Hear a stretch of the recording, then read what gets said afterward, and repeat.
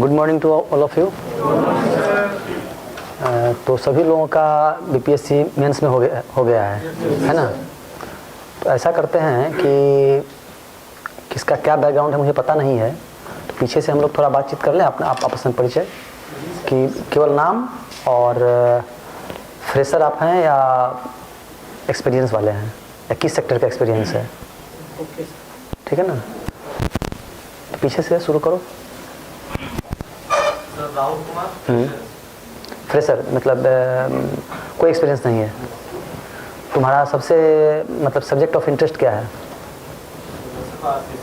RCC और soil. ठीक है। गोविंद कुमार। बढ़ते जाइए। मोहम्मद समी फ्रेशर। अच्छा।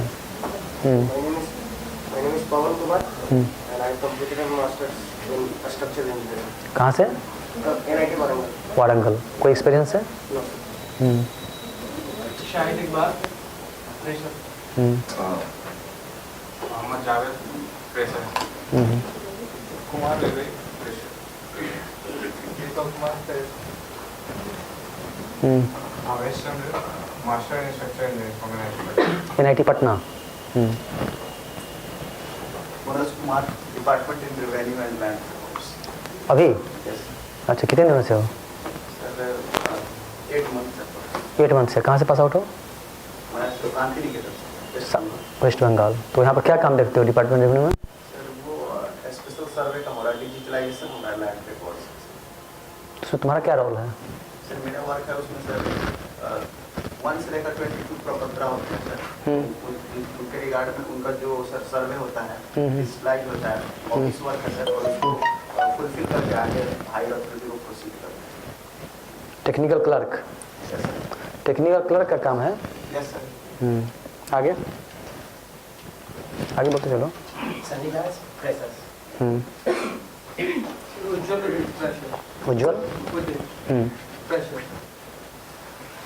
Ashutosh Kumar Ranjan fresher. My name is Vijay Kumar. I am doing MTech in structural engineering from IIT. आइस धन्यवाद। तो job experience? Nitish Kumar fresher. Rajiv Ranjan Kumar fresher. Saurabh Anand no work experience. Mubarak Hussain fresher. मेरा आनंद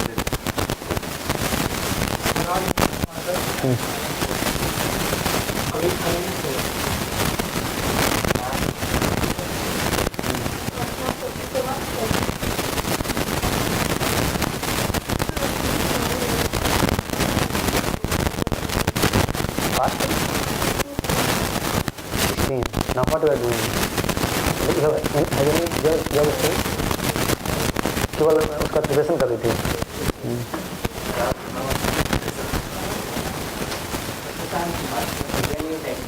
कहाँ? PME technical. RCB में हो तुम? हमको पहचानते हो? अच्छा, तुम भी हो? हाँ। बोल यहाँ पे।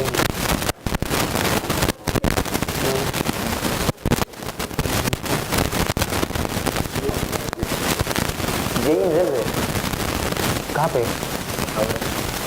हावड़ा जंक्शन। कब से हम पीए और वर्क कितने दिनों से? क्या उसमें काम करते हैं? वाटर ट्रीटमेंट प्लांट है।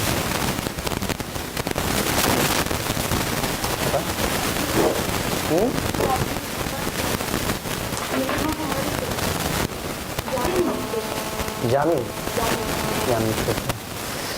मेरा नाम डॉक्टर सुनील कुमार चौधरी हुआ।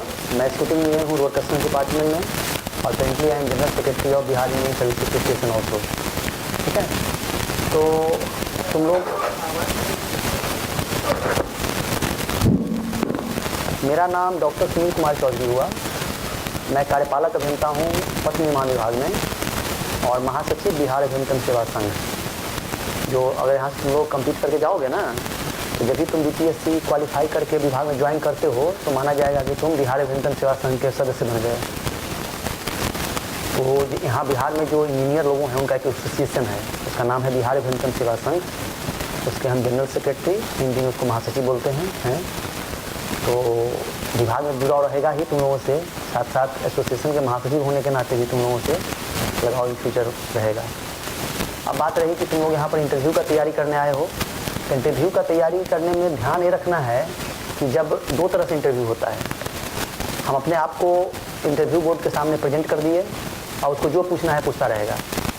तो कोई कितना भी बड़ा जानकार आदमी है वो हर सब क्वेश्चन का जवाब नहीं दे सकता है। तो टैक्टिस ये है इंटरव्यू का कि तुम अपने हिसाब से इंटरव्यू बोर्ड को मोड़ो। इसलिए मैंने एक दो लड़का से पूछा ना कि तुम्हारा सब्जेक्ट ऑफ इंटरेस्ट क्या है। अगर तुम सब सब्जेक्ट को तैयार करके जाओगे तो हो सकता है कि सब चीज़ का जवाब नहीं दे पाओ। और एक्सपीरियंस वालों के लिए सुविधा ये है कि उसका एक मेरा जानने का कोशिश यही था कि फ्रेशर्स कौन कौन है और एक्सपीरियंस वाले कौन है। तो एक्सपीरियंस वालों के साथ सुविधा ये है कि उसका फील्ड थोड़ा नैरो हो जाता है और इंटरव्यू में कोई भी एक्सपर्ट वहाँ अपना ज्ञान दिखाने के लिए नहीं बैठता है। वो जो तुम फॉर्म में लिखे हो उसी को डिग आउट करता है कि आखिर इसमें सत्यता कितनी है। मान लो कि विशेष में लिखा कि हम रेलवे में वर्क्स में हैं, तो लिखे होगा एक्सपीरियंस में, तुमको रेलवे से पूछना शुरू कर देगा, रेलवे में क्या करते हो, कितने दिनों से हो, वाटर ट्रीटमेंट प्लांट कैसे होता है, उसमें सेडिमेंटेशन टैंक क्या होता है, डिटेंशन पीरियड कैसे निकलता है। अगर एक मैं सिंपल एक छोटा सा एग्जाम्पल दे देगा तो बोलेगा इसका कैपेसिटी निकालो, तो उससे रिलेटेड क्वेश्चन पूछने का ज़्यादा कोशिश करेगा। फ्रेशर है तो फ्रेशर में एक दो क्वेश्चन में जज कर लेता है एक्सपर्ट इसका स्ट्रेंथ क्या है, और अगर नहीं जवाब देते रहता है तो पूछेगा कि किस में बताओगे। उस स्थिति के लिए भी तैयार होना चाहिए कि कम से कम एक आध सब्जेक्ट इतना मजबूत हो, फ्रेशर्स की बात कर रहे हैं, कि उसमें बढ़िया से जवाब दे सकें। अगर सीधे बोलो नहीं कुछ बोलोगे तो हर सब्जेक्ट से पूछना शुरू कर देगा, और हर सब्जेक्ट की तैयारी करना किसी के लिए आसान काम नहीं है। इसलिए अपना स्ट्रेंथ जरूर बना लेना चाहिए कहीं से। दूसरा इंपॉर्टेंट है कि किसी भी इंटरव्यू में एक बात जरूर पूछता है, पहले बात अच्छी तो जब इंटर करोगे तो हाँ मिस्टर सोएन को बैठिए और या तो बोलेगा इंट्रोड्यूस योर सेल्फ या टेल अबाउट योर सेल्फ, या ठीक अपने बारे में बताओ। वो बहुत ही इंपॉर्टेंट क्वेश्चन है। इस क्वेश्चन को तुम जितना अच्छा से जवाब दे दो तुम्हारा पूरा इंटरव्यू इसी को गुजरेगा। अब मान लो किसी से पूछा कि किसी का नाम मान लो कि राकेश है, तो बोलना शुरू करेगा कि मेरा नाम राकेश कुमार है, मेरे पिताजी का नाम है, हम यहाँ से पास किए हैं, अभी हम ये कर रहे हैं, चाहे दिन फ्रेशर हैं। और उसी बात को कोई स्मार्टली जवाब देगा कि आपने उसमें कुछ अचीवमेंट को छुपा देगा या आपने किसी स्ट्रेंथ को डाल देगा, तो उसका इंटरेस्ट बढ़ जाता है इंटरव्यू बोर्ड का। वो जानना चाहेगा क्या कि ये बात जो बोला ना उसमें कितनी सत्यता है, चाहे इससे रिलेटेड और क्या जानता है। या बहुत लोग क्या करता है कि उसमें अपना कुछ एक्स्ट्रा करिकुलर एक्टिविटी डाल देगा। इंटरव्यू में तुम्हारे नॉलेज का टेस्ट नहीं करता है, तुमको जो असिस्टेंट इंजीनियर के पद पर बहाली करेगा ना वो ये जज करना चाहता है कि उस पद के लिए तुम कितना सुटेबल हो। असिस्टेंट इंजीनियर जो PWD या इरिगेशन या जहाँ भी तुम लोगों का पोस्टिंग होगा उसमें केवल यही देखना चाहता रहता है बोर्ड कि उसकी सुटेबिलिटी तुम्हारा क्या है। टेक्निकल नॉलेज तुम्हारा रिटन में टेस्ट हो गया, अब यहाँ उसका टेस्ट नहीं है। ओवरऑल तुम्हारा मैनेजरियल एबिलिटी देखेगा। यही पूछ सकता है कि why should I take you, ये बहुत आजकल फेमस क्वेश्चन चला हुआ है खासकर मैनेजमेंट स्टाइल में। तो जो वहाँ कोई स्मार्ट बंदा है तो इस तरह कर लेगा। स्वाभाविक है कि मान लो कि 3000 समथिंग रिजल्ट निकला है ना, अब 1200 को लेना है, अगर 2.5 गुना कम से कम है, तो अगर 2.5 गुना में इसमें कम्पीट करने की बात नहीं है, इसमें सिलेक्शन नहीं होगा, रिजेक्शन होगा।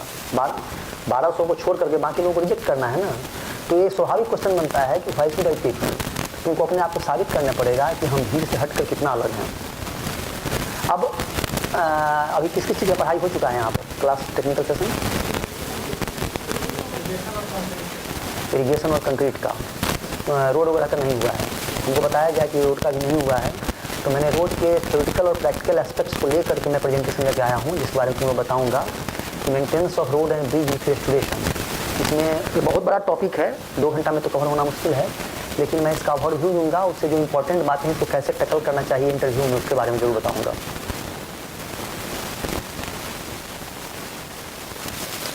जब हम बात करते हैं maintenance of road and bridge with restoration, तो हमको समझना चाहिए कि रोड और ब्रिज है क्या, ये किस चिड़िया का नाम है। रोड को बहुत आदमी रोड भी बोलता है, इंजीनियरिंग की भाषा में पेवमेंट बोलता है, लेकिन बात से मिला जुला के एक ही है। तो अगर हम बात करेंगे रोड या पेवमेंट की, इससे बहुत सारा चीज़ है। रोड का में आएगा तो रोड क्रस्ट होगा, उसका रोड का एम्बैंकमेंट होगा। जनरली अगर लोग बात करता है रोड का तो जो ब्लैक टॉप है ना उसका बात करता है कि रोड मतलब यही है, वो रोड नहीं है। रोड इंक्लूडिंग एम्बैंकमेंट उसको हम लोग रोड मानते हैं। तो एम्बैंकमेंट के बारे में हमको जानकारी चाहिए, उसको बनाते कैसे हैं और उसको मेंटेन कैसे करते हैं। तो जैसे तुम लोग जस्टो खन्ना का हाईवे इंजीनियरिंग पढ़े होगे ना, तो जस्टो खन्ना के हाईवे इंजीनियरिंग अगर किसी किताब का बात करो सिविल इंजीनियरिंग में, तो सबसे ज़्यादा मोटा वही किताब है जस्टो खन्ना का, लेकिन उतना लोग पढ़ नहीं पाता है। लेकिन जो कुछ इंपॉर्टेंट चीज़ है ऊपर जरूर ध्यान कवर करके जाना, जिसको हाईवे में इंटरेस्ट है, फ्लेक्सिबल पेमेंट, रिजिड पेमेंट, उसके बारे में मोटा मोटी उसका मैकेनिज्म। इंटरव्यू बोर्ड में बहुत ज़्यादा थ्योरेटिकल चीज़ नहीं पूछेगा। अगर तुम फ्लेक्सिबल पेमेंट की बात करोगे तो वो चीज़ पूछेगा जो तुम्हारे कॉमन सेंस को टेस्ट करे, वो चीज़ नहीं पूछेगा जस्टो खन्ना में लिखा हुआ है। ये बात ध्यान देना है। अब अगर आएगा, जैसे हम रोड के बारे में जानते हैं, तो रोड तो ऐसा चीज़ है ना जिससे आम आदमी को रूबरू होना पड़ता है। तुम्हारा कॉमन सेंस से भी टेस्ट कर सकता है कि अगर रोड पर तुम जा रहे हो, अगर उसमें प्रॉब्लम है तो उसको मेंटेन कैसे करोगे। इसलिए मैंने टॉपिक बनाया कि maintenance of road and bridge with restoration. आजकल बाढ़ जगह जगह आते रहता है। डिजास्टर का कुछ क्लास हुआ है कि नहीं? Disaster resistant construction. अगर हम लोगों का जोन जो बिहार है, ये एरिया पूरा डिजास्टर प्रोन एरिया है, खास करके अर्थक्वेक और फ्लड। अर्थक्वेक में मतलब जो भी सीवियर सबसे 3 और 4 जोन है, इसे पटना जो है ना जोन 4 में है, मधुबनी दरभंगा सब साइड 5 में है, जो बॉर्डर का इलाका है। तो उस एरिया में हम तुम जिस पद पर जा रहे हो उसका नाम क्या? Assistant engineer. You will deal with road, bridge, building या कैनाल, यही चीज़ को डील करना पड़ेगा ना। तो हम डिजास्टर रिजिलिएंट कंस्ट्रक्शन कैसे करें? अगर तुम कुछ स्ट्रक्चर का बात करो, बहुत लड़के ऐसे बताए हैं कि हम स्ट्रक्चर से कर रहे हैं, तो स्वाभाविक क्वेश्चन बन जाता है कि डिजास्टर रिजिलिएंट कंस्ट्रक्शन क्या है, या अर्थक्वेक रेसिस्टेंस स्ट्रक्चर हम कैसे उसका अप्रोच क्या है, उसका डिजाइन फिलॉसफी क्या है, या उसमें उसका डिटेलिंग कैसे करते हैं, ऐसा बताया गया है। मतलब स्ट्रक्चर या बिल्डिंग वगैरह में कि अगर हम स्ट्रक्चर करते हैं तो स्ट्रक्चर का 2 पार्ट है, एक तो मटेरियल है, दूसरा डिजाइन है। तो मटेरियल में इनोवेटिव मटेरियल की बात करेगा बोर्ड, जो है इनोवेटिव मटेरियल की बात करेगा, न कि जो है सो बिल्डिंग मटेरियल में लिखा हुआ है ईंटा बालू सीमेंट का बात करेगा, है ना। और दूसरा है कि खास करके उन लोगों के लिए जो खास कर एमटेक परस्यू कर रहे हैं, या उसमें एक आदमी देखोगे ना तुम्हारा पथिल उल्टाते रहेगा, वो एकेडमिक रिकॉर्ड उल्टाते रहता है, वो देखता रहता है कि इसका क्या एकेडमिक रिकॉर्ड है। जिसका अच्छा एकेडमिक रिकॉर्ड है ना, तो उसे थोड़ा उससे एक्सपेक्टेशन उसका बढ़ जाता है कि कुछ और चीज़ बता पाएगा लड़का। और जहाँ पर बताना रोक दोगे तो उससे नीचे क्लास का क्वेश्चन पूछना शुरू करेगा। अगर अच्छा बता रहोगे तो टफ एंड टफ पर चला जाता है। तो उसमें जब भी हम स्ट्रक्चर की बात करते हैं, जो स्ट्रक्चर की बात करना कि जो एमटेक करा उसी के लिए नहीं, मान लो बीटेक भी किया तो स्ट्रक्चर डिजाइन तो पढ़ता ही है लोग।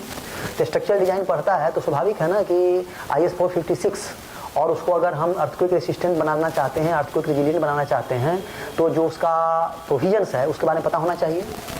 डक्टाइल डिटेलिंग क्या है या कन्फाइनिंग रिइंफोर्समेंट क्या है, तो ये सब बारे में जानकर पढ़ के जाना पड़ेगा।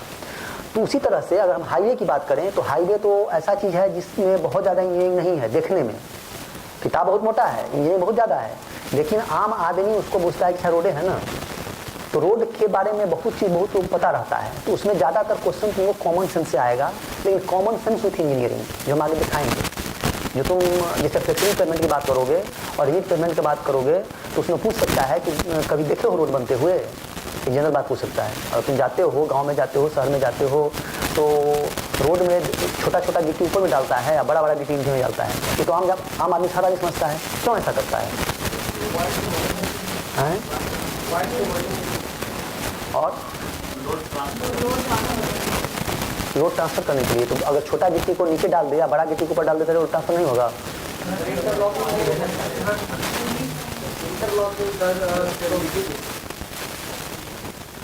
आगे चर्चा करेंगे। तो रोड में पहले बात आएगी रोड क्रस्ट का और उसका एम्बैंकमेंट का, है ना। तो पहले बताओ कि पार्टिक पेमेंट अगर इंटर करते हो, इंट्रोडक्शन हो जाता है, बोलेगा क्या have you gone through flexible and rigid pavement? बोलेगा yes sir I have gone through.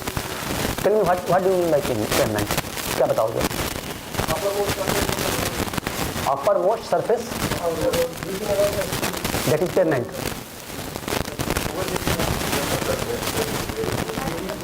That is very course. क्या तुम्हारा नाम अमृता? तुम बताओ, तुम तो RCD में कितना दिन से काम कर रही हो ना? और एक और लड़का बोला है ना, हाँ तुम, क्या नाम है? अमित, सुशांत। तुम अभी कहाँ पर हो? TTRI में हो? अच्छा, क्या वहाँ पर कर रहे होगे? हाँ, तुम्हारे लिए इंटरव्यू का ज़्यादा इंपॉर्टेंट क्वेश्चन हो जाएगा टेस्टिंग वाला। जब भी लोग PTRM में टेस्टिंग में हैं तो टेस्टिंग मटेरियल्स हैं वो जरूर पढ़ के जाना, उसका जितना भी रेंज है वो जरूर जान के जाना। एब्रेशन वैल्यू या और आर्टिशन वैल्यू सब जो होता है वो सबका रेंज जरूर याद रखना, वो पक्का पूछे करेगा। हमें यहाँ पर जो ये हुआ था ना असिस्टेंट प्रोफेसर का BPSC एग्जाम बहुत पहले, वो भी हम क्वालिफाई किए थे, तो हमको आइडिया है। उसमें कुछ टीचर लोग इंजीनियरिंग कॉलेज के थे, तो उसमें जो बाहर का आएगा टीचर ना वो थोड़ा सा टैक्टफुल क्वेश्चन पूछेगा, लेकिन यहाँ का लोकल टीचर सब वैसा नहीं पूछता है, उससे ज़्यादा रेंज पर मैकेनिज्म पर इस पर ज़्यादा फोकस करता है। RCB से कोई ना कोई जाएगा ही, क्योंकि RCB का नोडल है, तो RCB से कोई ना कोई ऑफिसर जाएगा। वो तो पता चलता है जब इंटरव्यू होगा ना तो उससे एक सप्ताह पहले उनको छुट्टी भेज देता है, जिसको भी भेजे। तो रोज पेमेंट का हम बात कर रहे हैं, पेमेंट का डिफिनीशन बताओ। इसलिए हम बात कर रहे हैं कि डिफिनीशन में किसी चीज़ का 50% बात छुपा होता है। अगर हम डिफिनीशन समझ जाते हैं तो बाकी बात इंजीनियर कॉमन सेंस समझ जाता है। और इंटरव्यू में क्वेश्चन ऐसा नहीं है जो पहले से डिफाइंड है, इसलिए तुम्हारा कॉमन सेंस स्ट्रांग होना चाहिए। इंटरव्यू क्रैक करने के लिए सबसे इंपॉर्टेंट चीज़ कॉमन सेंस। नॉलेज बहुत ज़्यादा जरूरी नहीं है, कम नॉलेज वाला भी इंटरव्यू क्रैक करके आता है, और ज़्यादा नॉलेज वाला भी इंटरव्यू पीछे का जाता है। आवाज़ आ रही है पीछे तक? तो बताओ कि how can you define payment? ये सबसे ही कॉमन सेंस का क्वेश्चन। अगर इसका जवाब तुम्हारा सेटिस्फैक्ट्री आता है तो समझो कि तुम अनदेखा क्वेश्चन को हैंडल कर सकते हो। जिसे तुम डिजाइन पढ़ते हो, स्ट्रक्चर पढ़ते हो, तो इतना तो आइडिया है ना कि एग्जाम में इस तरह क्वेश्चन आएगा। अगर 5 साल का BPSC क्वेश्चन देख रहे हैं तो एक मोटा मोटी आइडिया बन जाता है कि इस तरह क्वेश्चन को देख लेना चाहिए। इंटरव्यू में ऐसा कोई पैटर्न नहीं है। इंटरव्यू में जो है तो तुम्हारा टेक्निकल नॉलेज को कॉमन सेंस का जब तक पॉलिश नहीं होगा तो technical knowledge without common sense will not help you to crack the interview. तो पेमेंट की बात करते हैं, तो बताओ कैसे डिफाइन करेंगे पेमेंट को? पेमेंट क्या है?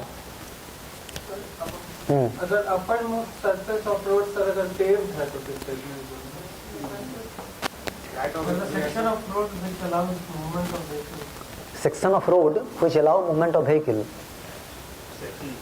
अब मान लो जिसे क्या नाम है अर्दिन रोड है, तो उसमें तो पूरा सरफेस अलाउ करता है।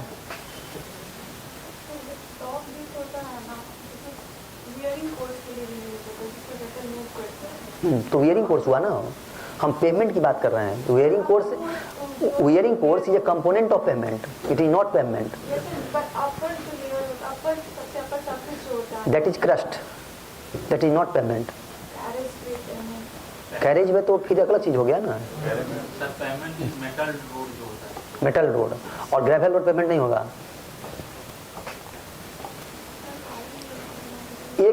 अभी जो मेरा क्लास होगा ना, अगर बात को ध्यान से सुनो तो तुम्हारा इंटरव्यू का आधा चीज तैयार हो जाएगा। उस स्टाइल पे अपने आप को प्रिपेयर करो। इंटरव्यू कैसे हमको फेस करना है, कितना चीज पढ़ के गए ये इंपॉर्टेंट नहीं है इंटरव्यू के लिए। तुम अभी से लेकर इंटरव्यू तक दिन रात पढ़ो, कोई मायने नहीं रखता है। लेकिन इंटरव्यू का अगर स्मार्टली प्रिपरेशन करोगे तो इंटरव्यू निकल जाएगा। हम जो रास्ते पर जा रहे हैं ना वो तुमको समझने में जरूर मदद करेगा कि आखिर कैसे क्वेश्चन को जवाब देना चाहिए इंटरव्यू में। अब सबसे बड़ी बात है कि हम जैसे मान लो कि सिंपल जैसे तुम बात किए ना कंक्रीटे का या डिजाइन का ही बात किए या सपोज बीम का ही बात किए। अगर तुम डिजाइन या क्लास हो गया होगा, सिंपल बताओ how can you define beam? What is beam? The member which can able to take transverse load. अच्छा,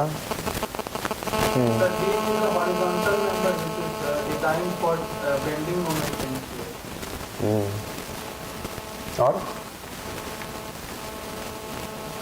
it is supported on column and it transfers the load from slab to column.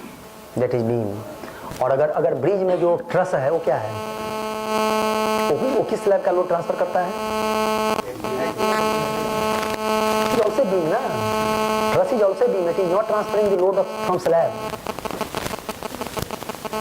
तुम्हारा definition ऐसा होना चाहिए जो उसका एक मोटा मोटी पिक्चर पेश कर सके और उसका फंक्शन भी इसमें हो। That is complete definition. तुरंत अगला क्वेश्चन इंटरव्यू बोर्ड बोलेगा तो do you mean that truss is not a beam? तुम्हें बताया ना कि इसका मतलब है कि स्टूडेंट को केवल बिल्डिंग का बात दिमाग में बैठा हुआ है। तुम यहाँ से जाओगे तो केवल बिल्डिंग में क्वेश्चन होगा, इसका कोई गारंटी है? रोड में भी दे सकता है, इरिगेशन में दे सकता है, लेकिन बीम से तो तुमको हर जगह पाला पड़ेगा, कॉलम से आपको तुमको हर जगह पाला पड़ेगा। तो डिफिनीशन जो है यूनिवर्सल होना चाहिए ना। सबसे पहली बात है कि बीम एक फ्लेक्सिबल मेंबर है, it is a flexible member और उससे आगे जो भी बात बताओगे सोच समझ के बताओ। तो मेरा पॉइंट ऑफ कंसर्न नहीं है, मैं तो हर सब्जेक्ट पढ़ा सकता हूँ, इसलिए मुझे हर सब्जेक्ट की जानकारी है, लेकिन उदाहरण दिया हूँ कि कैसे तुम उसको हैंडल करोगे। उसी तरह से तुम पेमेंट के बारे में पूछ रहे हैं तो हर आदमी हर तरह का बात बताता है, लेकिन इसको देखो, ये डिफिनेशन वो किसी बुक में नहीं मिलेगा।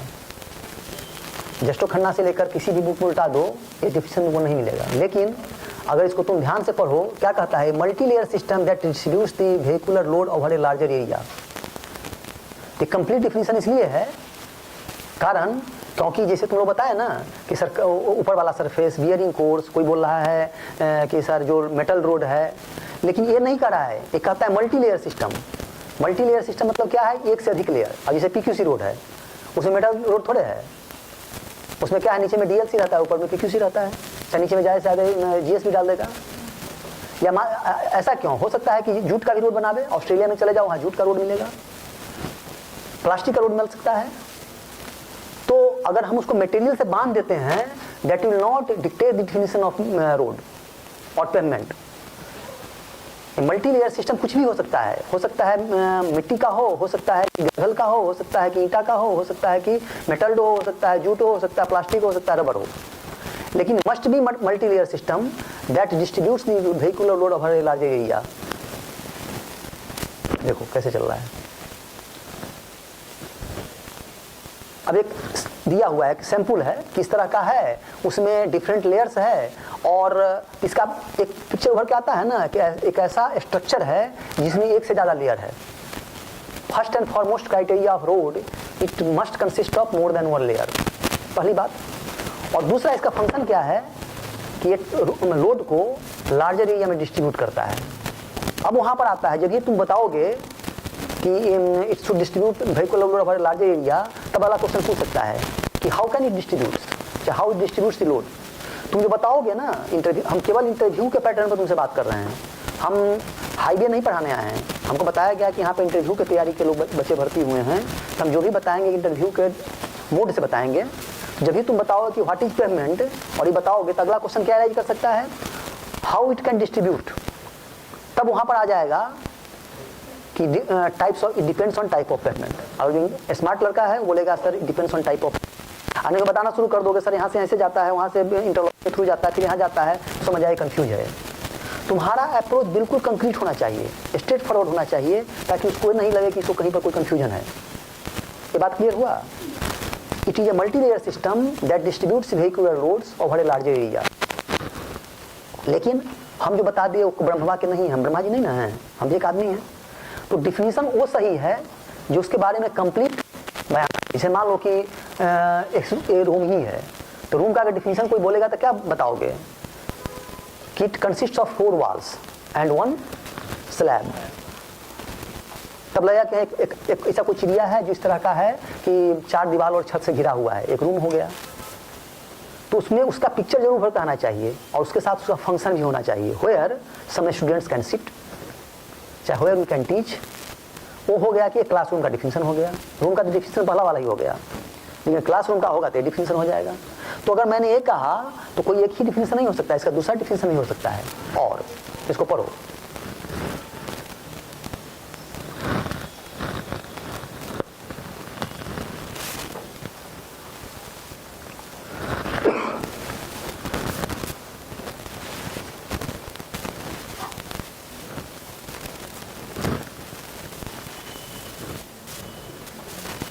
अब जो तुम देख रहे हो अभी जो बोल रहे थे वो इसमें आ रहा है कि नहीं, लेकिन वो भी डिफिनेशन सही है। अगर कोई लड़का वो डिफिनेशन बताता है, outrightly can not be rejected, अगर ये डिफिनेशन बताता है वो भी उतना ही सही है। It consist of superimposed layer of selected and processed material. Superimposed layer मतलब क्या है कि एक लेयर का मटेरियल दूसरे में घुसा हुआ है। इसलिए अभी कोई लड़का बोल रहा था ना इंटरलॉकिंग का बात है, इस तरह से उसको डिजाइन किया जाता है कि इंटरलॉकिंग मेंटेन रहे। कुछ primary function is to distribute the applied vehicular load to the subgrade. अंत में कहां पर जाता है, वो सबग्रेड में जाता है। ये भी देखो, the payment is structure which separates the tyre of vehicle from the underlying foundation material.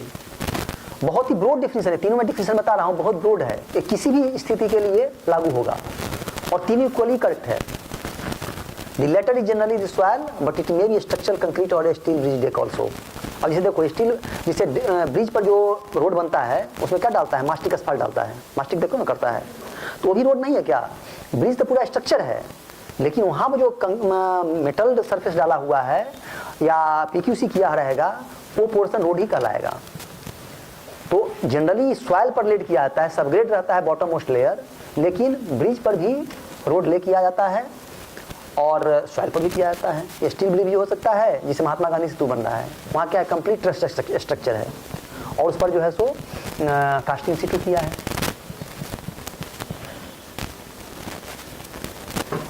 तो हो गया पर्पस। अब जब डिफिनीशन तो बताओगे, जिसे बताया ना कि लोड ट्रांसफर कैसे होता है, एक ही क्वेश्चन उठ सकता है, दूसरा पूछ सकता है कि व्हाट इज पर्पस। और पेमेंट का बताए, डिफिनीशन बता दिए तो तुरंत बोलेगा कि अच्छा पेमेंट बनाते क्यों हैं? लोड सपोर्ट, स्मूथनेस और ड्रेनेज, इसका पर्पस मेन तीन है। लोड सपोर्ट करता है जो व्हीकुलर लोड आता है, स्मूथ क्यों होना चाहिए for the comfort of the passenger, and drainage to protect its from deterioration. अगर जो ब्लैक टॉप पेमेंट है उसका सबसे बड़ा दुश्मन क्या है? पानी। अगर उसे प्रॉपर कैम्बर नहीं देते हैं तो एक बरसात के बाद उसमें डिटोरिएशन आने लगता है, या हो सकता है डिफरेंट टाइप का प्रॉब्लम उसे डेवलप कर जाए, इसलिए इसका पर्पस ये है। अब function of the well design payment, अगर कोई बहुत अच्छा पेमेंट बनाया है तो क्या क्या कर सकता है? Reduce and distribute the traffic load, provide vehicle access between 2 points, provide safe, smooth and comfortable ride, meet environmental and aesthetic requirement, limited noise and air pollution, reasonable economy. As a civil engineer, it is not our duty to design and construct only structure, but it should be economical and eco-friendly also. खास करके अब जब हम लोग बात कर रहे हैं क्लाइमेट चेंज और ग्लोबल वार्मिंग का, तो एक अच्छा सिविल इंजीनियर कोई भी स्ट्रक्चर डिजाइन करता है, चाहे वो बिल्डिंग हो, ब्रिज हो, रोड हो, वो जरूर ध्यान रखता है कि ये डिजास्टर रेजिलिएंट हो, साथ में इकोनॉमिकल हो और इको फ्रेंडली हो। ठीक है ना? बाइंडिंग मटेरियल के लिए इको फ्रेंडली कौन सा मटेरियल इस्तेमाल कर सकते हैं स्ट्रक्चर? प्लास्टिक को यूज करो। प्लास्टिक जो है अभी जिसे 1 किलोमीटर कुछ मतलब प्रैक्टिकल बात सभी जान लो, क्योंकि हम लोग प्रैक्टिकल फील्ड में हैं तो बहुत सारी ऐसी बातें बताएंगे इंटरव्यू के दौरान, चाहे इसके दौरान, जो तुम लोग नहीं सुने होगे चाहे जानते होगे। जैसे अभी बताया इको फ्रेंडली के लिए, तो इको फ्रेंडली के लिए अभी सबसे बड़ा चैलेंज है पूरे दुनिया में या इंडिया में या बिहार में। परसों हम लोग प्रिंसिपल सेक्रेटरी फॉरेस्ट के साथ मीटिंग कर रहे थे, तो उसमें आया कि केवल पटना में पर डे जो भी प्लांट लगा है मात्र 5 से 6 टन प्लास्टिक का कलेक्शन होता है, लेकिन यहाँ पर होना चाहिए कम से कम 150 टन पर डे। जो प्लास्टिक प्रोड्यूस होता है वो इतना हैजार्डस है आम आदमी के लिए, इसका कोई मतलब बात ही नहीं कर सकता है। मेरा अक्सर हाँ आर्टिकल पेपर वगैरह में आते रहता है, उसमें मैंने एक बार लिखा था कि वैश्विक पर्यावरण का हत्यारा प्लास्टिक। वो जो है रोड एक ऐसा सेक्टर है जिसमें प्लास्टिक को यूज करके उस वेस्ट को हम वेल्थ में कन्वर्ट कर सकते हैं। तो प्लास्टिक डालने से क्या होता है, उससे जिस टेम्परेचर को उसको गर्म किया जाता है उसमें ऐसा कोई इंजूरियस गैस नहीं निकलता है जो एनवायरनमेंट को ज़्यादा नुकसान कर सके। लेकिन वो जो है सो उस हिसाब से क्या होगा, जिसे हम अगर सीमेंट कंक्रीट रोड बनाते हैं तो जनरली ऐसा एस्टिमेशन है कि अगर 1 टन सीमेंट यूज करते हैं तो 1 टन कार्बन डाइऑक्साइड लोड भी इम्पोज कर रहे हैं एटमॉस्फेयर पे। उसी तरह से बिटुमेन का भी है, लेकिन उसमें प्लास्टिक जितना ही हम बिटुमेन या सीमेंट की मात्रा को कम करेंगे उतना ही जो है सो कार्बन डाइऑक्साइड लोड का इम्पोजिशन जो है सो एटमॉस्फेयर पे कम होगा।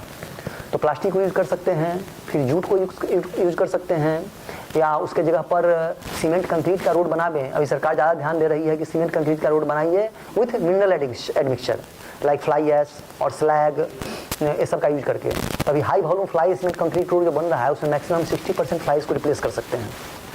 अम्बाला वगैरह में रोड बना है उसमें 60% हम फ्लाई ऐश को सीमेंट से रिप्लेस कर सकते हैं। तो समझ जाओ कि अगर 60 टन हम सीमेंट बचा लिए तो 60 टन कार्बन डाइऑक्साइड लोड को इम्पोज करने से बचा लिए, और उतना टन अगर हम इम्पोज करने से बचाते हैं और सरकार ऐसा पॉलिसी करे कि वर्ल्ड बैंक वगैरह के साथ साझेदारी करके उसमें कार्बन क्रेडिट मिलता है, जितना कार्बन डाइऑक्साइड हम कम करें उतना जो है सो करेंसी कार्बन क्रेडिट मिलता है, तो उससे मेरा इकोनॉमी बूस्टअप हो जाएगा। तो ये सब कुछ ऐसा इनोवेटिव बात सब है जिस पर सरकार को विचार करने की जरूरत है। और विचार करने के तुम लोगों के साथ इसलिए बात छेड़ रहे हैं कि इंटरव्यू बोर्ड में कोई बहुत मतलब तोप से ऊपर के नहीं आता है, यही हम ही लोग तुम्हारे जैसे कोई लोग एक्सपर्ट रहते हैं, जिसको सब बात की जानकारी नहीं रहती है, तो कुछ ऐसा बात उसमें छेड़ दो जिससे उसका इंटरेस्ट जग जाए। अब जैसे मान लो उसने ध्यान देते रहना है कि जो बात पूछ रहा है ना, कहाँ हम अपना नोट। अब मान लो कि सब क्वेश्चन बता रहे हो, बताते बताते पूछते पूछते वो थक गया, तो कोई ऐसा क्वेश्चन पूछेगा जो बिना सिर पैर का होगा। पूछना तो उसका अधिकार है, उसको तो कोई रोक नहीं सकता है, तो पूछेगा। लेकिन ऐसा नहीं है कि तुम नहीं जवाब दोगे तो हतोत्साहित हो जाना है कि मेरा इंटरव्यू खराब हो गया। बाकी जो तुम्हारा स्ट्रेंथ पॉइंट है, अगर वो अच्छा हुआ तो समझो कि इंटरव्यू अच्छा हुआ है, ठीक है ना। तो अच्छा क्वेश्चन उठाए हो, ये सब चीज़ जो है कुछ अपना चीज़ को इम्प्रूव करके जाना है। और जो भी चीज़ जवाब देना है उसको अपने अंदाज में, किताबी अंदाज में नहीं कि किताब में ऐसा लिखा हुआ है उसको वही वो देखना चाहता है। किसी में इंटरव्यू का अगर असिस्टेंट इंजीनियर के पद पे आना है तो देखना है कि वो देखेगा कि टेक्निकली कितना साउंड है, और किसी स्थिति को कंट्रोल। बिहार सरकार में नौकरी करना इतना आसान नहीं है। यहाँ से जाओगे फील्ड में पोस्टिंग करेगा तो बहुत टफ जॉब है बिहार सरकार के किसी भी डिपार्टमेंट का। तो उसमें देखेगा तुम्हें मैनेजरियल क्वालिटी क्या है। तो जिसको ये बताया कि why should I take you, चाहे हम तुमको क्यों ले, तुम अपने आप से आपको औरों से अलग कैसे देखते हो, इस तरह का क्वेश्चन पूछ सकता है। और अगर क्या आ गया सर, तो इसका प्लास्टिक का इस्तेमाल करने का कुछ डिमेरिट भी है इकोनॉमी के अलावा? इस्तेमाल रोड कंस्ट्रक्शन में डिमेरिट क्या है? तो खाली मेरिट है ना, डिमेरिट का इसमें क्या होगा? टेम्परेचर से सब्स्टिट्यूट नहीं हो सकता है? नहीं, प्लास्टिक का रोड बनाने से दो फायदा है। इसका दो तरीका है, ड्राई प्रोसेस है, एक वेट प्रोसेस है। किसी भी तरीके से बनाओगे, ड्राई प्रोसेस ज़्यादा फेमिलियर है। उसमें या तो तुम एग्रीगेट को हीट करके उस पर प्लास्टिक को डालो ताकि प्लास्टिक कोटेड हो जाता है, और दूसरा है कि बिटुमेन में प्लास्टिक मिलाया करो। लेकिन दोनों हालत में कोई भी स्ट्रक्चर ड्यूरेबल कैसे होता है? कोई भी स्ट्रक्चर सीमेंट कंक्रीट का हो या किसी भी तरह का स्ट्रक्चर का, अगर ड्यूरेबिलिटी के एस्पेक्ट को बात करो तो तुमको केमिस्ट्री में जाना पड़ेगा। ड्यूरेबिलिटी का एक ही है कि उसमें कोवैलेंट बॉन्ड जितना ही स्ट्रांग होगा उतना ही स्ट्रक्चर ड्यूरेबल होगा। सीमेंट कंक्रीट की अगर बात करते हैं तो उसको ड्यूरेबिलिटी बढ़ाने का क्या तरीका है कि कंक्रीट और सीमेंट के बीच का जो ट्रांजिशन जोन है उसको हम कितना थिन कर दें। उसी तरह से अगर हम बिटुमिनस पेमेंट का बात करें तो उसको जितना इम्परमेबल बना दोगे उतना जो है सो किसी भी बाहरी एजेंट या पानी को रिसने से रोकेगा। तो जितना ही इम्परमेबल होगा उतना ही ड्यूरेबल होगा, और वो काम प्लास्टिक में कूट कूट के भरा हुआ है। बात समझ रहे हो कि नहीं? प्लास्टिक का वही चीज़ है। या तुम कहता है कि जूट जियो टेक्सटाइल है, तो जूट जियो टेक्सटाइल मिक्स का काम नहीं कर सकता है, वो उसके सीवीआर वैल्यू को बढ़ा सकता है। तो उससे क्या होगा कि पेमेंट का थिकनेस घट जाता है। तो थिकनेस अगर घटेगा तो कंस्ट्रक्शन इकोनॉमिकल हो जाएगा। तो ये सब फंक्शन है वेल डिजाइन पेमेंट का।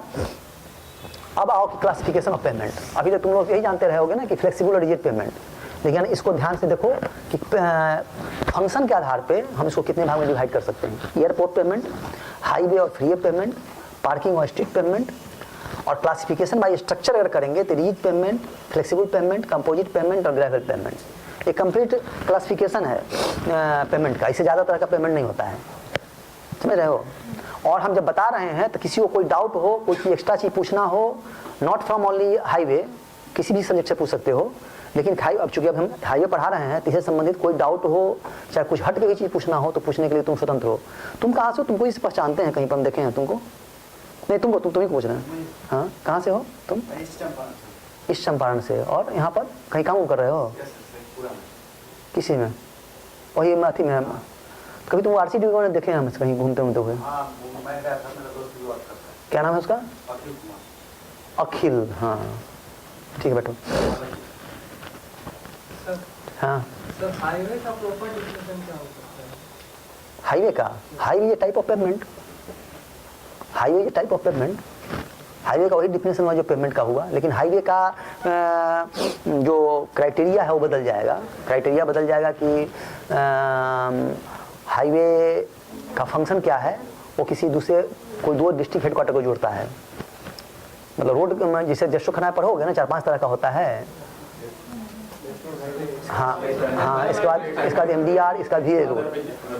हाँ, तो वो एक उसमें चीज़ जुट जाएगा जो हाईवे का उसका फंक्शन है। सो बाकी तो वही है, पेमेंट है। It is also type of, जैसे MDR है, मेजर डिस्ट्रिक्ट रोड है, और हाईवे है, दोनों में क्या डिफिनेशन है? अगर मान लो कि बाढ़ग्रस्त इलाका से गुजर रहा है तो जो हाईवे का कंपोजिशन होगा वो MDR का होता है। नहीं, अगर जनरल में है तो हाईवे का जो डिफिनीशन है वो थोड़ा सा रिच हो जाएगा। और जैसे मान लो वहाँ पर जो है एक्सप्रेसवे बन रहा है तो उसमें BC वगैरह का जो टॉप लेयर है उसका कुछ क्राइटेरिया बदल जाता है, लेकिन कंपोजिशन सबका वही है। आगे दिखाते हैं जो कंपोजिशन है, नीचे में सबग्रेड, उसके बाद GSB, उसके बाद WM, उसके बाद BM, उसके बाद SDBC या DBM या BC। जनरली हाईवे में चलता है DBM या BC हाईवे में, लेकिन मेजर डिस्ट्रिक्ट रोड में क्या चलता है? GSB, WM, BM और HTBC। लेकिन अगर वही रिच रोड बनाना है, पटना का रोड बन रहा है, बेली रोड सब है, तो वहाँ पर DBM BC चलता है। क्यों? क्योंकि राजधानी का रोड हमेशा इसको रिपेयर करने में थोड़ा दिक्कत होती है, इसका स्पेसिफिकेशन थोड़ा रिच होना चाहिए, तो यहाँ पर DBM BC चलता है। लेकिन यही वही दरभंगा मधुबनी बनेगा या जनरल टाउन का रोड बनेगा तो वहाँ BM HTBC बन जाता है। अब इसका जो फ्लेक्सिबल पेमेंट है उसके डिज़ाइन का कोड का नाम जानते हो? IRC 37। तो 37 में बहुत बदलाव हो गया है।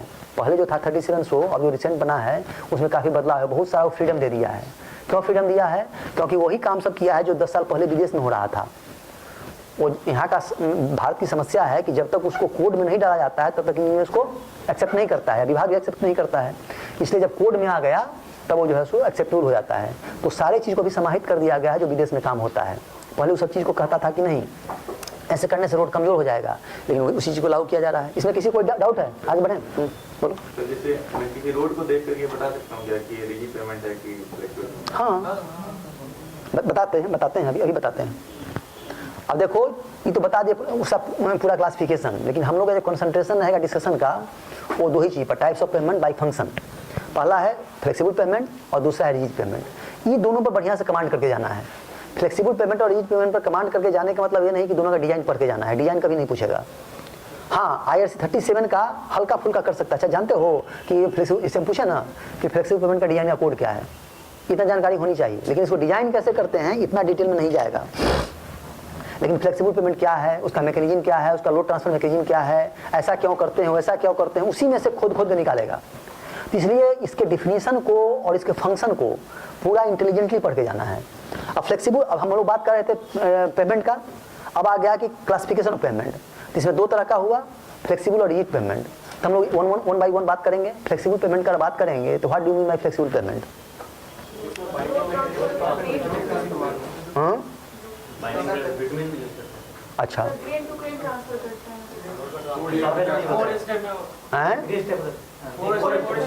क्या चीज 4 स्टेप होता है? अच्छा वो हुआ फ्लेक्सिबल पेमेंट। और रिजिड पेमेंट देखो, फ्लेक्सिबल पेमेंट का डिफिनीशन है, flexible payment is a structure that maintains intimate contact with and distribute load to the subgrade and depends on aggregate interlock, particle friction and cohesion for stability. Or it is a structure which distributes the traffic loading stresses to the soil at a magnitude that will not shear or distort the soil. तुम्हारा definition हमेशा engineering style में होना चाहिए। जो लय का है कि इंजीनियर बात कर रहा है, अब तुम बोलोगे कि हम इसमें इतना लेयर होता है, ये उसका कंपोजिशन हो गया, वो उसका डिफिनीशन नहीं हुआ। बात समझ रहे हो? तो डिफिनीशन जो होना चाहिए ना उसको डिफाइन कर सके, उसके बारे में बता नहीं सके। और it reflects the formation of the subgrade and the subsequent layer on the surface, that is load is transmitted from grain to grain through contact points of granulometer that is in a compressive way. अब इसी में एक बात और छुपा हुआ है, grain to grain transfer. इस पर भी क्वेश्चन बन सकता है कि what do you mean to say grain to grain transfer, तो उसको थोड़ा एक्सप्लेन करोगे?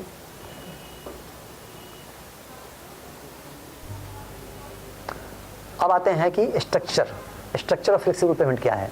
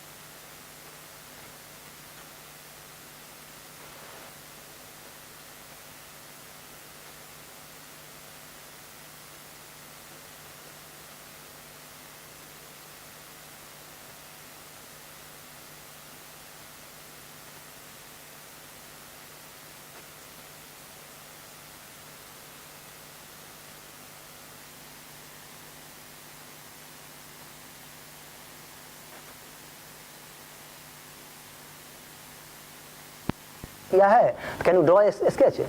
बहुत आदमी बताता है कि अब सर में स्ट्रेंथ जो है स्ट्रेंथ ऑफ मटेरियल है, तो तुरंत वहाँ कॉम्प्लिकेटेड डायग्राम दे देगा, बोलेगा इसका एसएफडी बीएमडी ड्रॉ करके दिखाओ, एक कागज रखे रहता है वो सब।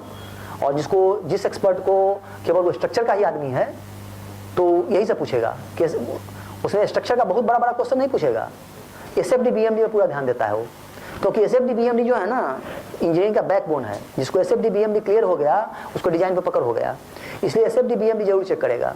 अगर तुम रोड की बात करोगे तो ये सब कुछ कॉमन सेंस का क्वेश्चन पूछेगा, आप बोलेगा अच्छा ठीक है एक स्केच खींच के दिखाओ। अब जब स्केच खींच दोगे तब बोलेगा कि ये बताओ कि सब ग्रेड का क्या फंक्शन है, सब बेस का क्या फंक्शन है, रोड बेस का क्या फंक्शन है, बेस का क्या फंक्शन है, वेयरिंग कोड का फंक्शन क्या है। तो ये तुम किताब में तो पढ़ोगे ही, लेकिन ये बहुत कॉमन सेंस का चीज़ है। इसको बताने के लिए बहुत ज़्यादा नॉलेज की जरूरत नहीं, कोई भी बता सकता है कि वेयरिंग कोर्स क्या करता है, बेस कोर्स क्या कर सकता है। अगर प्रैक्टिकल एस्पेक्ट की बात करो, जो रोड बनता है तो उसमें सब रेट तुम लोग सब जानते हो, मट्टी होता है जिस पर उसको लेके आता है। सब बेस में क्या आ जाएगा, जीएसबी, ग्रेनुलेटेड सब बेस। उसके बाद रोड बेस में क्या आ जाएगा, WMM, या RWD में काम करोगे तो WBM, है ना। और उसके ऊपर जो है सो सरफेसिंग कोर्स है। तो सरफेसिंग कोर्स में दो भाग हुआ, बेस कोर्स जिसको हम लोग BM कहते हैं, और सरफेसिंग कोर्स जिसको बोलते हैं HDBC या DBM और BC। DBM का फुल फॉर्म और BC का और HDBC का, तो तब तुम लोग एक्सपर्ट हो, आगे बताने की जरूरत ही नहीं है। तो ये जो है सो टिपिकल स्केच है, टिपिकल स्केच बनाने के लिए पूछ सकता है। और उसके बाद हो सकता है सबका फंक्शन पूछ दे, और उससे अगर आगे बात करेगा जिससे डिफिनेशन डिफाइन करने के लिए बोला है, तो आगे पूछ सकता है कि लोड ट्रांसफर कैसे होता है, उसका थोड़ा स्केच खींच के दिखाओ। लोड ट्रांसफर मैकेनिज्म जो है हर स्ट्रक्चर का अलग अलग तरह से होता है, तो रोड का भी अपना टिपिकल लोड ट्रांसफर मैकेनिज्म है, तो उसको पूछ सकता है। कहाँ पर बेस कोर्स में हम BC या HDBC, BC अगर DBM करेंगे बेस कोर्स में तो BC करेंगे सरफेस कोर्स में, और अगर बेस कोर्स में BM करेंगे तो बियरिंग कोर्स में HDBC करेंगे। DBM BC कॉम्बिनेशन है, DBM BC या BM HDBC, यही कॉम्बिनेशन है। और GSB और WMM ये नॉन बिटुमिनस पे हुआ, मतलब किसी भी रोड पेमेंट में दो पार्ट है, एक नॉन बिटुमिनस कोर्स और दूसरा बिटुमिनस कोर्स। तो बिटुमिनस कोर्स का आ गया पोर्शन कौन सा, base course and bearing course, और नॉन बिटुमिनस का क्या हो गया, रोड बेस एंड सब बेस। बात समझ हो कि नहीं। कई तरह के ऐसे क्वेश्चन अगर तुमको टेस्ट करना है, तुम्हारी इंटेलिजेंसी को टेस्ट करना है, तुम्हारे कॉमन सेंस को चेक करना है, इंटरव्यू में यही काम किया जाता है, दूसरा काम नहीं किया जाता है। तुम्हारे नॉलेज को चेक नहीं किया जाएगा, तो तुम जो बोलोगे ना उसी के आधार पर तुमसे क्वेश्चन पूछेगा। अब ये नहीं पूछ करके बोलेगा कि अच्छा इसको बाइफर्केट करके बताओ कि नॉन बिटुमिनस पोर्शन कौन कौन सा है, बिटुमिनस क्या क्या है, बिटुमिनस और नॉन बिटुमिनस में क्या अंतर है, बिटुमिनस में कौन कौन लेयर रहता है, नॉन बिटुमिनस में कौन कौन लेयर रहता है। तो जब हम एक चीज पढ़ रहे हैं उसके हर एस्पेक्ट को ग्रिल करके जाएंगे। हमको नॉन बिटुमिनस पूछे फिर बता सकते हैं, अगर BM HDBC के टर्म में पूछे तो फिर बता सकते हैं, अगर सब ग्रेड सब बेस सरफेस कोर्स पूछे फिर बता सकते हैं। वो जिस तरह का डायग्राम में ही तुमको कई तरह से पूछ सकता है कि हमको केवल ऐसा दिखा दो डायग्राम खींच के जिसमें नॉन बिटुमिनस का मेंशन हो, चाहे हमको ऐसा दिखा दो जिसमें केवल 4 कोर्स का मेंशन हो, या हमको ऐसा दिखा दो जिसमें सरफेस कोर्स को अलग दिखाया गया हो, बाकी को अलग दिखाया गया हो। तो उसे घबराना नहीं है, जो हम जान रहे हैं उसी को अपना उस समय दिमाग लगा के ड्रॉ करके दिखा देना है। ये टाइप का चीज हुआ। सर ब्रिज के ऊपर फ्लेक्सिबल पेमेंट डाला जा सकता है क्या?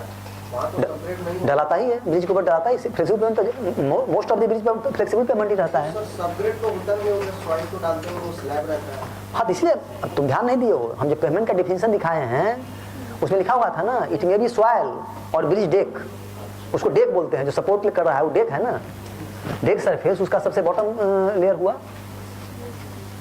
तो सर यहाँ भी मतलब ग्रेन टू ग्रेन ट्रांसफर होगा कहाँ पे, ये अगर डेक आप डाल दिए कंक्रीट का, तो डेक अगर कंक्रीट का डाल दिए, कंक्रीट मतलब PSC हाँ नहीं था, वो आगे आएंगे ना। रिजिड पेमेंट का लोड ट्रांसफर मैकेनिज्म अलग है, और फ्लेक्सिबल का ग्रेन टू ग्रेन, लेकिन रिजिड का ग्रेन टू ग्रेन नहीं होता है ना। सर जब ब्रिज बनाएंगे तो ब्रिज पे जो डेक बनाएंगे वो तो कंक्रीट का डालेंगे, और उसके ऊपर अगर आप बियरिंग कोट वगैरह डाल रहे हैं तो वो तो फ्लेक्सिबल हो गया। तो that become composite payment, that becomes composite payment.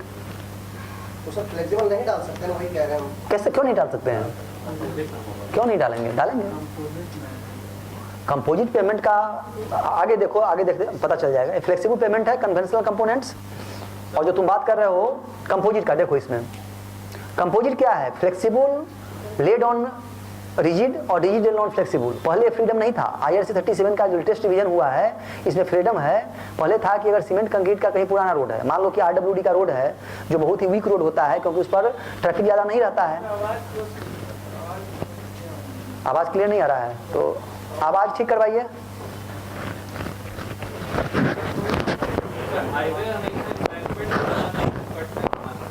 हाँ, कट में बना सकते हैं उसको भी। अभी इम्बैंकमेंट पे आए गए, पता नहीं कितना टाइम हुआ इम्बैंक, इसलिए हम दोनों चीज़ लेके आए हैं कि जो हाईवे बनाते हैं ना वो केवल इम्बैंकमेंट पे कोई हाईवे नहीं बोलते, जो अगर हम कटिंग में बनाएंगे वो भी हाईवे है। जिसे मान लो कि किसी वैली से होकर गुजर रहा है, वहाँ इम्बैंकमेंट थोड़ी रहता है, लेकिन वो भी हाईवे रहता है। आवाज़ नहीं आ रही है? तो अभी जो बता रहे थे कि जो पहले वाले जो IRC था ना उसमें फ्रीडम नहीं था। उसमें था कि हम जो रिजिड पेमेंट है उस पर फ्लेक्सिबल ओवरले नहीं कर सकते हैं। क्यों? क्योंकि स्लिप कर जाएगा। लेकिन अब जो IRC 37 आया है उसमें है कि फ्लेक्सिबल लेड ओवर रिजिड और rigid over flexible both are called composite payment. ठीक है, तो यहाँ पर तुमको ये भी देख रहे हो फ्लेक्सिबल का भी है। इसमें कई तरीके से तुमको मैंने दिखाया है, अगर ध्यान से देखोगे कन्वेंशनल पेमेंट है, ये जो है फ्लेक्सिबल पेमेंट भी है, रिजिड पेमेंट भी है और कंपोजिट पेमेंट भी है। तीनों का स्ट्रक्चर बताया हुआ है। अब फ्लेक्सिबल पेमेंट भी 3 तरह का होता है, पार्शियल डेप्थ, फुल डेप्थ और अदर्स। तीनों का ये है। ये जो क्या है, ये है पार्शियल डेप्थ का, ये क्या है फुल डेप्थ। अब स्ट्रक्चर अब तुम बता दिए कि सरफेस बेस कोर्स सब क्या होता है, इसको ज़्यादा जाने की जरूरत नहीं है। एक टिपिकल फ्लेक्सिबल पेमेंट है जो बन रहा है, चाहे बना हुआ है। फंक्शन ऑफ ये सब सबग्रेड का फंक्शन है। सबग्रेड का क्या फंक्शन है? Basement soil of road bed, important structural and payment life should not deflect excessively, may be in feel और एम्बैंकमेंट। सबग्रेड का है।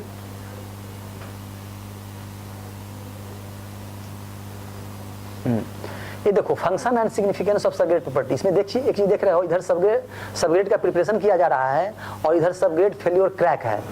इसमें समझने वाली बात है कि तुम देखते होगे कि कहीं कहीं पर जो रोड बना हुआ है ऐसे क्रैक कर जाता है बीच में। क्यों ऐसा होता है? ये दोनों फोटो इसलिए दिखाए, हो सकता है वहाँ कोई फोटो रखा हो एक्सपर्ट कि तुम लोग देखो, बताओ कॉमन सेंस से बताओ क्या कारण हो सकता है। ये सबग्रेड फेल्योर का कारण है।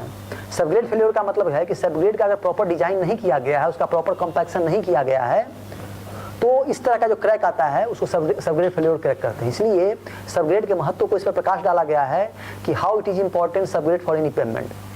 जनरली लोग क्या करता है कि सबग्रेड तथा मट्टी तो ही है, दबा हुआ है, उस पर जो बिटुमिनस और नॉन बिटुमिनस लेयर है उसको बढ़िया से डालना है। नहीं, सबग्रेड प्रिपरेशन से ही आदमी को अलर्ट रहना चाहिए किसी इंजीनियर को कि एज पर स्पेसिफिकेशन सारा काम हो। नहीं तो होता क्या है कि क्रैक आ जाता है, कुछ डिफिशियंसी डेवलप कर जाता है और बाद में लोग ये सोचता है कि केवल उसको हम बिटुमिनस लेयर से ओवरले कर देंगे तो ठीक हो जाएगा। नहीं होता है। पूर्णिया वगैरह साइड में चले जाओ कि सबग्रेड का ऐसा प्रॉब्लम है, पसराहा एक जगह है, वहाँ पर मतलब कितना बार भी ओवरले करता है फिर वहाँ पर जो है सो फेल करता ही है सबग्रेड, तो वहाँ पर सबग्रेड फेल्योर है।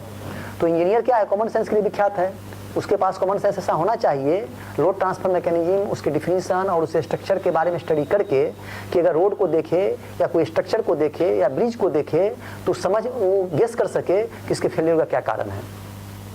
सर, तो इसका जो कट और फिल सेक्शन, इसका सॉल्यूशन क्या होगा? जब सबग्रेड फेल्योर हुआ आगे बताएंगे। सर आप अभी बोले सर कुछ देर पहले कि rigid laid over flexible, sir वो किस लिए बनाते हैं? किस लिए बनाते हो बात नहीं है, वो प्रैक्टिकल एस्पेक्ट्स है। मान लो किसी एरिया में फ्लेक्सिबल पेमेंट बना हुआ है, उस RWD के रोड को RCD ने टेक ओवर कर लिया। जनरली क्या होता है कि यहाँ पर रोड के 2 डिपार्टमेंट हैं, एक RWD है, एक RCD है। RWD में जो लो वॉल्यूम रोड है वो बनते हैं, 16,000 किलोमीटर रोड है RCD का पूरे बिहार में रफली। उसके अलावा जितना भी रोड देख रहे हो सब RWD के अंतर्गत आता है, लाखों किलोमीटर रोड है। अब मान लो कि वो एरिया पॉलिटिकली सेंसिटिव है, उस एरिया के जो पॉलिटिकल लीडर हैं काफ़ी अप्रोच वाले हैं, वो आके चले आए RCD में कि मेरा रोड जो है सो PWD डिक्लेयर कर दीजिए। अब वहाँ पर जो बना हुआ है तो अब सरकार ये डिसाइड करती है कि फ्लेक्सिबल को हटा करके हम फिर बना दें, वो ज़्यादा ठीक है या इसी पर से लेट कर दें, और इस पर ट्रैफिक इंटेंसिटी क्या है। तो बहुत सारे कंसिडरेशन है, उसको देख करके फिजिबिलिटी रिपोर्ट तैयार किया जाता है और उसी को फिर एक्शन प्लान में सैंक्शन करके उसका तरह बनाया जाता है। खास करके अभी बहुत सारे PMGSY के रोड सब जो बिहार में कवर करने जा रहे हैं, उसमें डिपेंड करता है वहाँ के उस एरिया के जोग्राफिकल कंडीशन, ट्रैफिक डेंसिटी, बहुत सारी चीज़ को कंसीडर करके तब किया जाता है कि किस पर कौन सा लेयर ले किया जाए। ये कट और फिल सेक्शन का जो बात कर रहे थे तुम पीछे वाले, देख लो ये भी पेमेंट बन है। अब है सॉइल सबग्रेड का जो डिजायरेबल प्रॉपर्टी क्या होना चाहिए। इसमें बहुत लंबा प्रेजेंटेशन है, लेकिन हम इसको थोड़ा थोड़ा जो है सबको देख के और स्किप करते चले जाएंगे। सबग्रेड के बारे में बताया गया है इसमें। इसके बाद उसका जो हर लेयर का क्या प्रॉपर्टी होना चाहिए ताकि मेरा वेल डिजाइन पेमेंट हो, उसके बारे में डिस्कस किया हुआ है। तो अगर सॉइल एज ए सबग्रेड का क्या होना चाहिए, स्टेबल होना चाहिए, इनकम्प्रेसिबल होना चाहिए, permanency of strength, minimum change in volume, ये इंपॉर्टेंट है। जिसमें पसराह का बात किए ना, उस एरिया में ब्लैक कॉटन सॉइल है। मिनिमम चेंज इन वॉल्यूम, अगर ब्लैक कॉटन सॉइल है तो उसको स्वेलिंग सॉइल भी बोलते हैं। बचाओ जो सॉइल मैकेनिक्स का आप बोल रहे थे कि किसी का स्ट्रेंथ है सॉइल मैकेनिक्स, तो सॉइल मैकेनिक्स बताओ कि अगर कोई स्वेलिंग सॉइल है तो उसका श्रिंकेज लिमिट क्या होगा?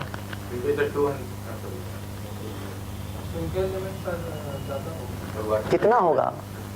200% श्रिंकेज लिमिट परसेंट में आता है।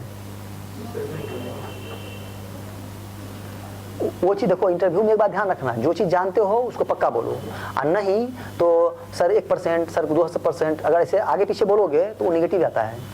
अगर उसको बोल दोगे सॉरी सर नहीं जानते हैं, तो उसको बैड रिमार्क्स नहीं मानता है, दूसरा क्वेश्चन पूछेगा, समझेगा कि इसका स्ट्रेंथ नहीं है, दूसरा क्वेश्चन पर जंप कर जाएगा। लेकिन अगर नहीं बुला के तुम कुछ गेस करना शुरू कर दोगे तो समझेगा कि कॉन्फिडेंस, लैक ऑफ कॉन्फिडेंस है। तुम एक मैनेजर बनने जा रहे हो ना, तो तुम्हारे पास कॉन्फिडेंस होना चाहिए। सबसे बड़ी बात है किसी भी मैनेजरियल पोस्ट को होल्ड करने के लिए तुम्हारा कॉन्फिडेंस अच्छा होना चाहिए। कॉन्फिडेंस अगर लैक हो, नॉलेज कम भी हो है, लेकिन अगर कॉन्फिडेंस अच्छा है तो उसको अच्छा माना जाता है। जैसे मान लो कोई क्रिमिनल है, तो क्रिमिनल दो तरह का है। मान लो कि हमको किसी को मर्डर करना है और मेरे पास रिवॉल्वर नहीं है, लेकिन मेरे पास कॉन्फिडेंस है तो किसी का रिवॉल्वर छीन के हम किसी को मर्डर कर सकते हैं। लेकिन कॉन्फिडेंस नहीं है तो रिवॉल्वर हाथ में धरा भी देगा तो इसे थर थर कांपता रहता है, कर पाएगा? मर्डर नहीं कर पाएगा। तो वही बात है कॉन्फिडेंस का। और कॉन्फिडेंस तुम्हारा लबालब भरा हुआ है तो तुम कम भी जानते हो ना, तुम उसका जवाब दे दोगे सोच समझ के। और नहीं तो सोचने लोगे अच्छा फला बीसी पूर्णिया में पढ़े थे, श्रिंकेज यूनिट इतना था, अच्छा प्लास्टिक इंडेक्स इतना था। श्रिंकेज, जब स्वेलिंग सॉइल की बात करते हैं तो दो तीन चीज़ पूछ सकता है, स्वेलिंग पोटेंशियल, श्रिंकेज लिमिट और प्लास्टिसिटी इंडेक्स। ये तीन इंपॉर्टेंट चीज़ है, इसको जरूर पढ़ के जाना, जिसको सॉइल से ज़्यादा लगाव हो सो। तो जो जहाँ ब्लैक कॉटन सॉइल है वहाँ क्या है कि जब वेट रहता है तो स्वेल करता है, और जब सूखता है तो क्रैक करता है। अब ये चीज़ रोड के लिए भी डेंजरस है, बिल्डिंग के लिए भी डेंजरस है। तो रोड के लिए क्या है, अब तो उसका अगला क्वेश्चन तुरंत पूछ सकता है। तो वो बोलेगा, मान लो कि कोई लड़का इसमें है, बोलेगा कहाँ पूर्णिया साइड से हो, कोई बोलेगा नहीं पटना साइड से हो, तो बताया कि सर माइनॉरिटी प्लेस पटना। तो सब जानता है पटना का सॉइल स्वेलिंग सॉइल है, ब्लैक कॉटन सॉइल है। तो बोलो कि हम तुमको भेजना चाह रहे हैं कि ऐसा रोड सेक्टर में है जहाँ पर स्वेलिंग सॉइल है और तुमको रोड बनाना है, क्या करोगे? तो ये कॉमन सेंस होना चाहिए कि जो ब्लैक कॉटन सॉइल, उससे संबंधित क्या क्या क्वेश्चन हो सकता है, क्या कि ब्लैक कॉटन सॉइल में जो स्वेलिंग क्राइटेरिया है ये किसके कारण होता है? तो मॉन्ट मोनोलिथाइट उसमें जो मिनरल होता है उसके कारण होता है। दूसरा, इससे क्या इफेक्ट पड़ सकता है ये बता दोगे। इस इफेक्ट को नलीफाई करने के लिए क्या कर सकते हैं अगर रोड बनाना है तो लाइन स्टेबलाइजेशन तो है, लेकिन बेटर है कि जिस डेप्थ तक ब्लैक कॉटन सॉइल है उसको कट करके पूरा हटा दे, और वहाँ पर तुम सैंड यूज़ कर सकते हो, फ्लाई एश यूज़ कर सकते हो, या सीमेंट कंक्रीट ब्लॉक यूज़ कर सकते हो। जिससे रेलवे में काम करता है ना, तो रेलवे में जिस एरिया में चले जाओ, ईस्ट कोस्ट रेलवे में, वहाँ इस तरह का प्रॉब्लम है। तो वहाँ पर जो स्लीपर है ना, स्लीपर जो डाला रहता है वो जो है सो डिफ्लेक्ट करते रहता है। तो वहाँ पर हटा करके वो लोग कंक्रीट ब्लॉक डाल करके कंप्लीट को डिग कर देता है, पूरा कंक्रीट ब्लॉक डाल के तब उस पर से ट्रैक लेड करता है। तो कई सारे इसके टेक्निक्स हैं, तो एक दो टेक्निक बता दोगे ना तो समझा कि वो लड़का जो है सो टेक्निकली साउंड है। तो ये सब चीज़ समझ के जाना चाहिए। जो ही तुम बताओ उससे रिलेटेड जो संबंधित बात है उस पर जरूर तुमको कमांड होना चाहिए। हम अगर बिल्डिंग के बारे में बोलते हैं, अब इसमें दो तरह का क्वेश्चन फिर बन जाएगा। ये होता है रोड का बात, अब कहेगा कि नहीं अगर तुमको वहाँ पर बिल्डिंग बनाना है, तुमको बिल्डिंग में पोस्टिंग करना चाहते हैं बीसीडी में, और तुमको वहाँ ब्लैक कॉटन सॉइल है, क्या करोगे?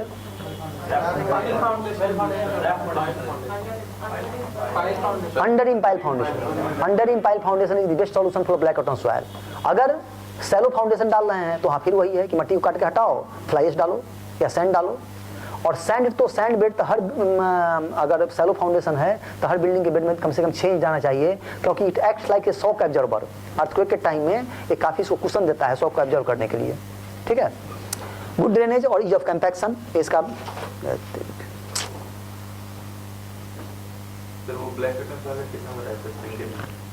श्रिंकेज लिमिट इसका कम से कम 10 से ऊपर होता है। 10 से अगर ऊपर है तब जो है सो ये श्रिंकेबल सॉइल है। 13-14 के आसपास अगर है तो काफ़ी डेंजरस रहता है। 15, 16, 17 भी आता है उसका। ठीक है, सबग्रेड का परफॉर्मेंस है, सब देख लेना। Types of flexible pavement. अब तो तुमको दिखा रहे थे, कई तरह का दिखाया ना, पार्शियल डेप्थ, फुल डेप्थ, तीनों का पिक्चर है। फ्लेक्सिबल पेमेंट कंस्ट्रक्शन का दिखा रहा है, कैसे बनता है। ये जो चल रहा है इसको बोलते हैं पेवर। ये जो है सो सेंसर लगा हुआ पेवर है जो अपने आप ये डेप्थ को मेंटेन करता है कि कितना BMSDBC होना चाहिए।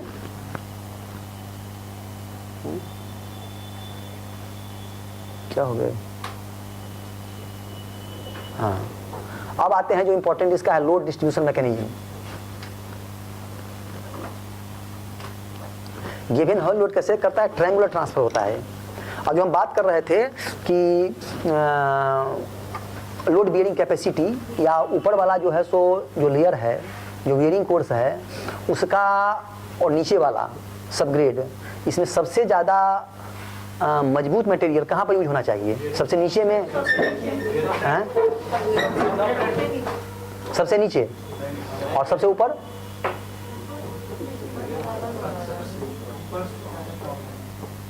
अब हम मतलब ध्यान दे रहे होंगे कि जो भी हम बात बता रहे हैं ना, जो हम बताए शुरू में पेमेंट का डिफिनीशन, उसी पर सारा चीज आगे बढ़ रहा है। सबसे ऊपर क्यों क्यों? ऊपर एरिया से कम है तो लोड डिवाइडेड अपॉन एरिया, तो स्ट्रेस ज्यादा होगा।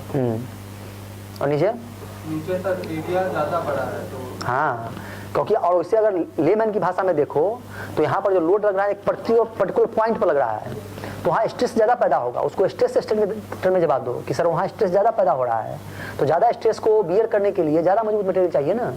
इसीलिए वहाँ पर देखोगे कि तुमको ब्लैक स्टोन यूज होता है, जो ज़्यादा काफ़ी उसका स्ट्रेंथ ज़्यादा होता है। और नीचे देखोगे कि तुमको जो है सो थोड़ा एलोइस चाहे व्हाइटिस टाइप का स्टोन रहेगा, उसका स्ट्रेंथ कम होता है, क्योंकि वहाँ पर एरिया ज़्यादा आ गया, लोड जो है सो ज़्यादा भाग में डिस्ट्रीब्यूट हो रहा है। यहाँ मान लो कि 50 टन का लोड है और 1 स्क्वायर मीटर है, तो यहाँ 50 न्यूटन पर मीटर स्क्वायर हो गया। और वही नीचे में अगर 5 मीटर स्क्वायर है तो 10 हुआ ना, तो ऊपर में 50 स्ट्रेस आ रहा है, नीचे में 10 आ रहा है, तो नीचे में अगर हम कमजोर मटेरियल भी डालेंगे तो मेरा काम चल जाएगा। ये हम इसलिए बताया क्योंकि इससे रिलेटेड क्वेश्चन है। ये बता दिया डायग्राम, बोलेगा अच्छा बताओ कि कहाँ पर सबसे मजबूत मटेरियल डालेंगे, और यहाँ पर अगर हम कमजोर मटेरियल डालेंगे तो क्या होगा। इसका उल्टा क्वेश्चन नहीं पूछ सकता है।